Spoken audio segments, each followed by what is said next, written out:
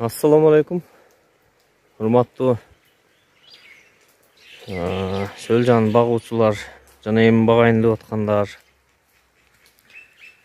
жалпы эле кыргызстандыктар.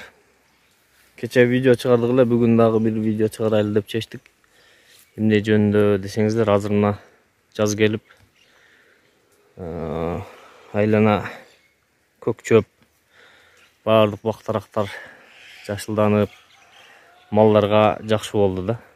Көк чөп жеп, витаминдерди алып, анан эми ушу көк чөп жегенден кийин малдардын ичи өтүп, ичи тазалана баштайт да. Ошондо кыгы суюк болуп чыга баштайт. Азыр ошол суюк кыкты эмне кылыш керек?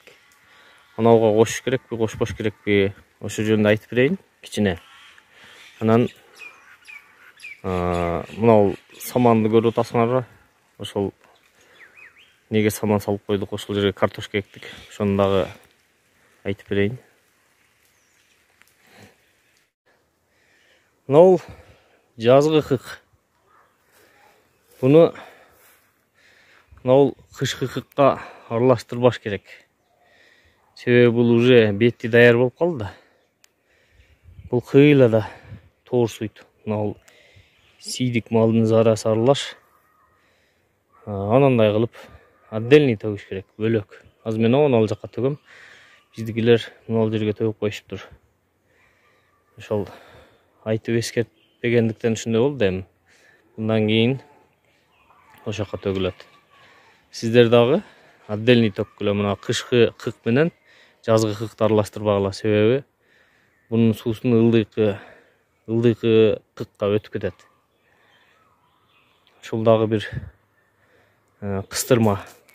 Мынакей мен төктүм отдельный. Мынакей жайнап атала болуп жатып калды. Бул бөлөк турат. Буну эртеге мынол жагын алып алыстайт, аралыгы алыстатабыз. Аны ал жака салабыз да. Ошого ушул жерге төктүм. Жазгы кык, ушул жазында баягы көк от жегендиктен малдар ушундай суюк таштай баштайт. Ошон үчүн буну буга аралаштырыштын кереги жок. Бул уже торсуп калган, мунун суусу тоорсуп, кыйла буга караганда торсуп калды. Ошондуктан буга аралаштырбайбыз. Буну отдельно төгөбүз.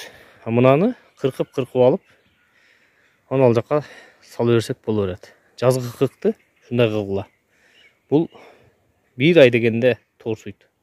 Ушунун үстүнө келип ташай беребиз. Өзү даяр болот бул. Ого чейин биз бул жагын жедиребиз. Көрдүңүздөр, мына күн ысып, кыктар эскирип баратат. Мына катып калыптыр. Кол менен зорго ажыратасың. Ушуну дагы бетин чабып алыш керек. Эми алабыз, секин акырындык менен алып, мынага дагы улайбыз мындай кылып. Мына жакты бери каратып улайбыз. Мына жер ачылат да, мына жерге чейин келет, ана ушул терекке чейин келет экен. Бул жерге жаңы кык төксөк. Ошондой туугандар. Электи жасап атабыз, буюрса. Материалдарын алып чыктык өзүбүзчү. Заказ берген адам бир аз убакытты чозуп жүргөндүктөн өзүбүз жасай турган болдук. Ал электи дагы кандай кылып жасайт, канча расход кетти, алдыда кийинки видеолордо айтып беребиз. Каналга катталып, лайктан аябай басып, түшүнбөгөн суроолорду экрандын мол жеринде номерге WhatsApp'тан жазсаңар, жооп берип турабыз. Сөлжан баккыла, убакытты өткөрбөгүлө. Анан дагы бир айта кетчү нерсе, кийинки видеодо же наркы андан кийинки видеодо кыскасы ушул 3 айлык же 4 айлык кирешебиз канча болду, эмнелерге жетиштик, ошолор жөнүндө видео кылабыз. Биздин видеолорду аңдып, убагында көрүп калганга үлгүргүлө туугандар. Ал жаз келип огородко картошка эккенбиз. Ошону дагы айтып коеюн. Биогумустан аябай салдык. аябай салып, мына 3 бизде агат деп коет. Кээ бир жерде жөөк деп коет экен.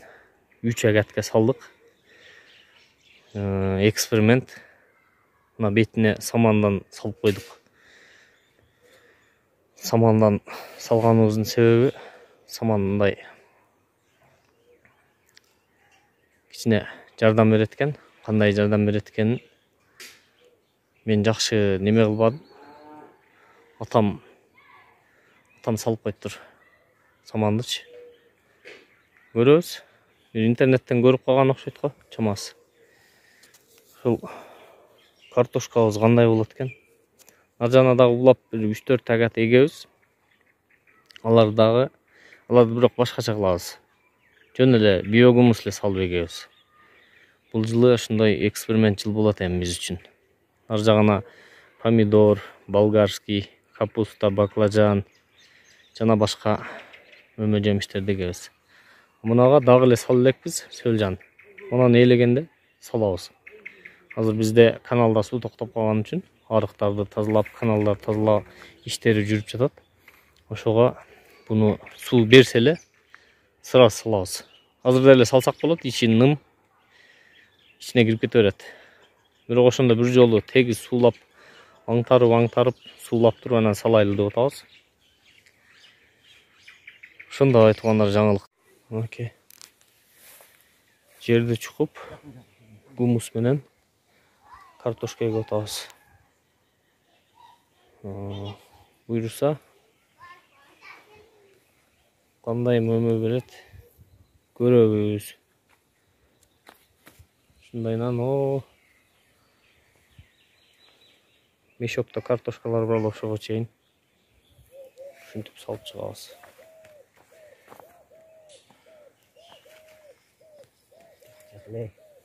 30 сантиметр аралыкта. Бирөөнү ушундай кылып эгебиз, экинчисин азыр көрөбүз кандай кылып эккенибизди көрсөтөм. Мынакей. Ушунун ичине картошка салып койдук. Мына көрдүңүзбү? Мына картошканы салып койдук. Мындай жабып коебуз. Үстүнөн топурак менен көмүп чыгабыз. Могул жерде дагы картошка бар. Могул жерде дагы картошка бар. Аралыгы 25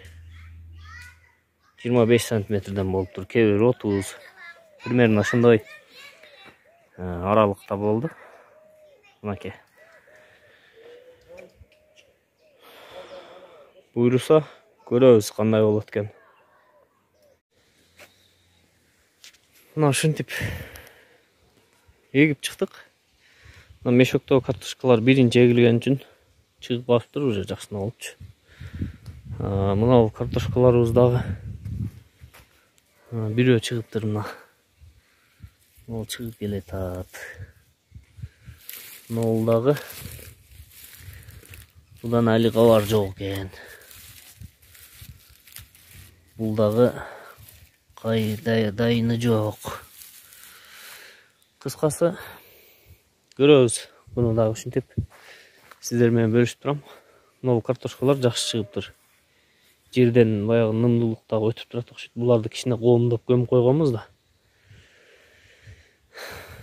Мына картошкаларды көрдүңүздөр да. Мурунку ошол эгип атканда тартып алган элем.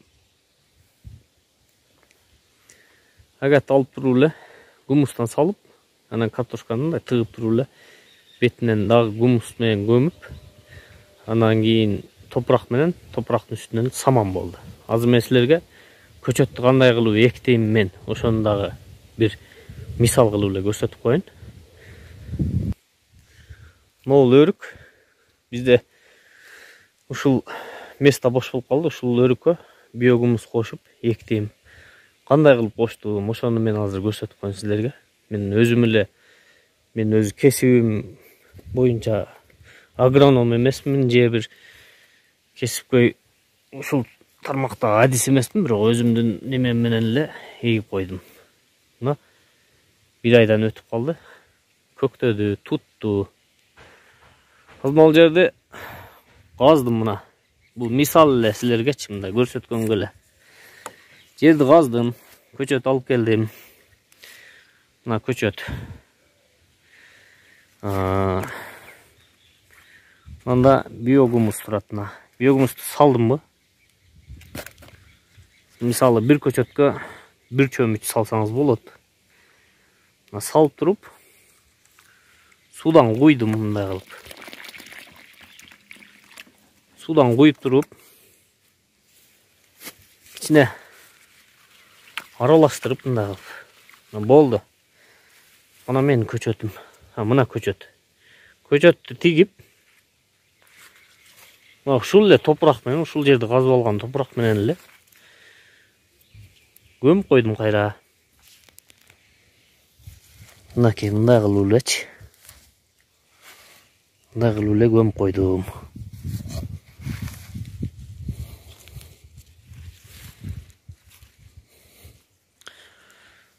Мындай кылып эле эгип койдум. Мына бул өрүктү. Бетине чачпай, сразу тамырга бердик да. Тезирээк действо берсин. Бул биогумус күйгүзбөйт да. Ошондой туугандар. Ушундай кылып эксеңер болот. Мына көктөдү. Дагы көрсөтүп турам мен. Бир айда бир көрсөтүп турам. Ушул өрүк кандай болот экен. Анан дагы бир айта кетип турган нерсе, мына өрүк. Ушул гумустан чыккан соктун бардыгын ушул өрүк ичип атты да. Мына ушул реактордан агып чыккан неменичи. Ушул өрүктүн мөмө алышы быйыл аябай сонун. Королору көп. Мынакей.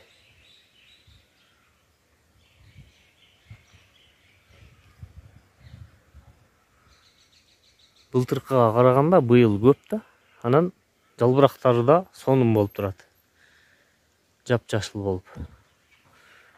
Бул эми ушул вермичайдын күчүбү мен түшүнбөй турам. Эми бышканда дагы көрөбүз.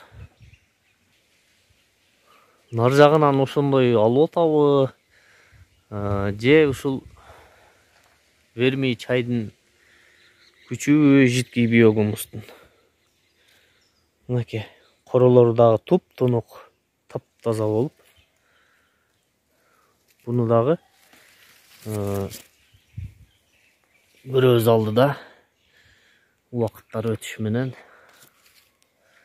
ушундай түйдү да бул өрүктөр. Анан дагы кызыктуу нерсе мына. Биогумусту мына жагына коюураак септигиле, бул жагына суюгураак эле, мына ала-була болуп эле. Жердин бетине эле себеленип калды эле да.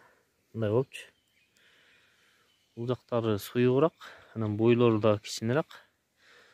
Мына жагы болсо бойлуу, мындай живой болуп турат да. Бул жакка кичине эле себилген мындай. Эптеп эле. Гумус даяр боло эле келе ошо срочно эгиш керек болуп калып, убакыт уттуруп койбой эле өсүп тура берсин деген немеде себип койдук эле. Булар эми кийинирээк себилген немелер. Анан баягы айтып кеткен электи материалдарын алып чыктык эле. Ошону дагы тартып көрсөтүп коеюн. Нол бирге бир сетка алдык. Бул баягы неменин сыртынан болот. Мына майда экилик сетканын сыртынан болот. Мына кадимки эле элек жасаган сетка 2ге 2. Ичине бул болот. Сыртынан ошону көтөрүп кармап турган мына бул сетка болот. 1ге 1 размерде. 4 метрден экөөнү 8 метр алдык. Ушул 2 сетканы. Анан мына 6 метр 4ге 4 профиль. Анан кийин мына ремень. Бул электи айландыра турган ремень. Анан мына дискаларды алдык, велосипедтин дискаларын. 26 маркадагы велосипедтин дискалары. Андан тышкары мына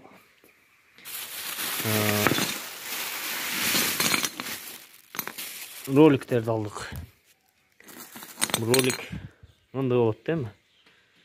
Ал дисканын ичинде айланатындай. Диска ушунун ичинде свободно айланыш үчүн интернеттен көрүп калдык эле, ошол боюнча план кылып кетип атабыз, ошол боюнча жасайбыз депчи. Ана мына ол баягы моторго ременди айландырып бере турган. Ушуну алдык. Ушул өзү 250 сом болду. Жалпы ушулардын бардыгы, мына азыркы көрсөткөндөрдүн бардыгы 4000 сом болду. Жалпы чыгымы. Эми бизде мотор бекер. Мотор ушул стиральный машинанын бир немеси бар, мотору. Мына стиральный машина бузулуп калган эле. Ушуну пландап атабыз, коебуз депчи. Буюрса ушул электи дагы канча сом менен бүтөт, полный сиздер менен бөлүшөбүз. Каналга катталгыла электер болсо, алдыда кызык видеолор болот. Лайктан жырный кылып басып колдоп турсаңар, биз сиздердин ушул просмотр лайктарыңызга муктайбыз. Анда эмесе, кийинки видеодо көрүшкөнчө саламатта болгула.